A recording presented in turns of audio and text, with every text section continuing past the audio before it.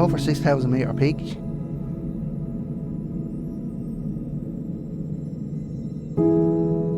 I think the fear of it will just make me be more aware of what's around me.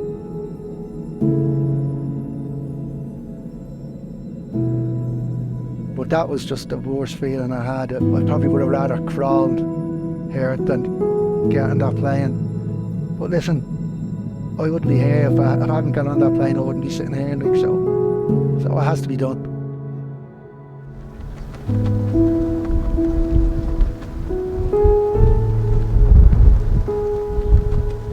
Hiking, it's great for the head. I think it's great to clear the head. It's a good place to go, if you have something on your mind, or even to work things out if you're planning something. And the peace of quiet as well,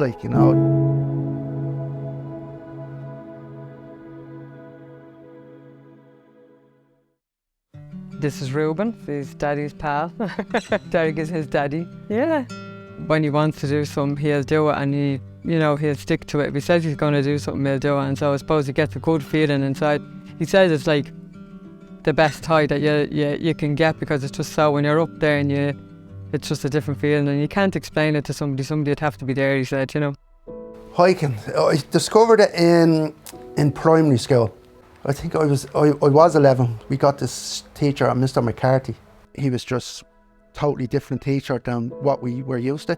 And one day he asked us to, would we be interested in going on a tour to climb the Sugarloaf up in Wicklow. We went and we stayed overnight in the tent and had a fire, and ever since then that was it. I just fell in love with it. I thought it was the best thing ever.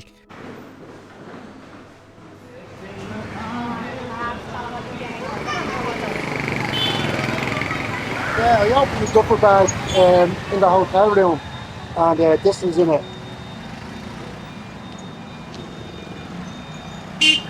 Granddaughter. Your daughter. I decided to go to base camp. I said that's a challenge, so I decided, yeah, right, I'll book that. But Michelle was on to me saying she's at the booking the same trip, but she's doing Island Peak. Would you not come along? And I was saying, no, Michelle, no, it's a little bit extreme for me. So I had a look at it, and I saw some videos of them crossing the ladders, and it's something that I always wanted to do. I'll be probably terrified when I get to the ladder, but it's just something that I always wanted to do. So then I checked out if they had any spaces left, and they had one space. I just talked with Martina, and Martina was like, Derek, there's no point in going over and doing base camp, and then the other people start heading off to Island Peak and you're going home. It'll annoy you, and you'll want to go back and do it, and there's one space left. Go over and do it and give it a shot. That's how I got involved with the Island Peak part of it. Yeah, the flight from Kathmandu to Nukla was awful, but not a great flyer in any shape or form. But that was just the worst feeling I had. It just wasn't for me. Awful, terrifying. But it has to be done, otherwise I'll be still sitting in Kathmandu or still sitting at home in Dublin in Ireland. So listen, I'll bring it better.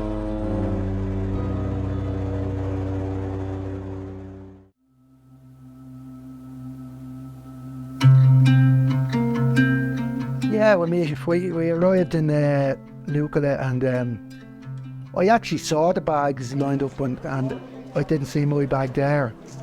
And then we were informed that there was a few bags missing. Well, listen, it's understandable, that small aircraft, but as the trek went on and we moved from tea house to tea house, and the bag wasn't arriving, it was playing on my mind, because I had all me winter clothing in it, for the attempt on Island Peak. So, it did dominate. It sort of took a little bit of your mind away from actually enjoying the trip, because you're worried about your bag arriving. But we were getting updated regularly, your bag is here, your bag is there.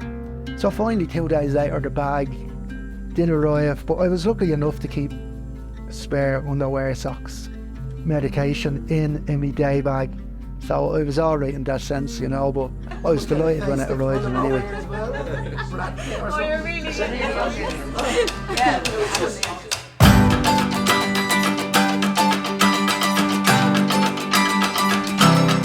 The final walk into base camp, Everest Base Camp, where you could actually see the big stone with the red spray paint on it.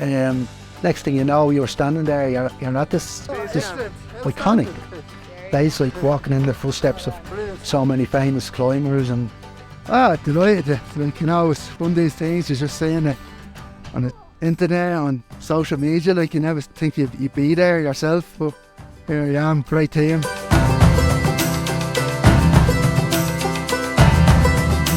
Yeah, Kilimanjaro again was harder than I thought. It was a fairly early start. We're going to head up to try some Kilimanjaro. It's more like a gear tester as well, like, you know, for the cold. When we attempt Island Peak, it was quite cold with a bit of dust in the snow. It was a tough out climb. After the last 5 minutes, it was exhausting. The team were great. They were cheering us on, encouraging us, you know, to put in the last 5 minutes, which we did. And when I got to the top, like, I just wanted to sit down, and we just had a few minutes to catch our breath, and we got a lovely team photo. And Kilimanjaro was great to climb, you know, it's higher than base camp, which is another little notch in the belt. So yeah, happy days with that, but tough going.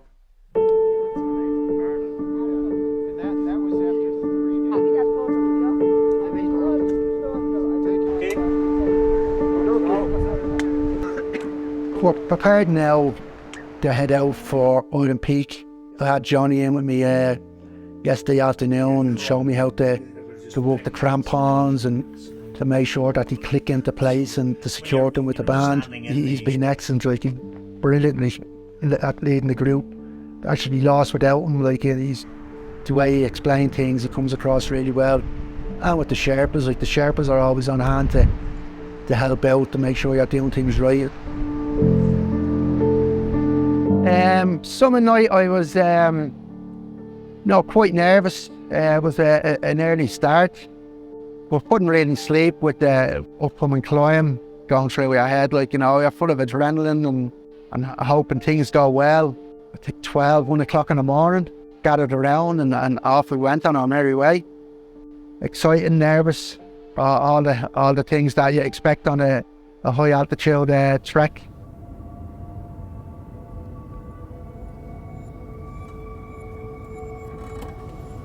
A couple of hours into the trek, I just wasn't feeling right. The higher we went, I just couldn't catch my breath. I tried to say it through, hoping that I'd pass, and just unfortunately, I knew I wasn't going to pass, and I knew we were going to go higher and higher. As heartbreaking as it was, I took it upon myself to turn back. Listen, that was very disappointing. I didn't want to put myself in danger, or then even put the rest of the team in danger. I was upset over it and just disappointed, like, you know, as that was going through my head. And I looked at it as failing, even though my legs felt strong, everything felt strong, my head was strong, my legs were strong. I just couldn't catch a breath, and so I was delighted for everyone, and but I thought their efforts were amazing. I'd be telling you a lie if I said I wasn't envious. Like, with the disappointment of not summiting Island Peak, a day or two I was disappointed, but when I got to talk to like my wife at home, like, you know, she, you know, explained, listen, you didn't make it, you didn't this, it doesn't matter, like, you know, you're healthy, you're well. Like, I have kids, I have a granddaughter. Like, I started to have to look at the bigger picture, that I got down. I'm okay now, I can breathe better. It made me look at it in a different light. I'll go home to see my family, and listen, Island Peak is always going to be there. It's not going anywhere. So it sort of made me knock the disappointment on the head and look at it differently. That's how I sort of relax a bit better. Like, I wasn't that as upset as previous days. I'm after meeting some brilliant people, like, who I hope we would meet up for the years to come and reminisce and talk about the trip.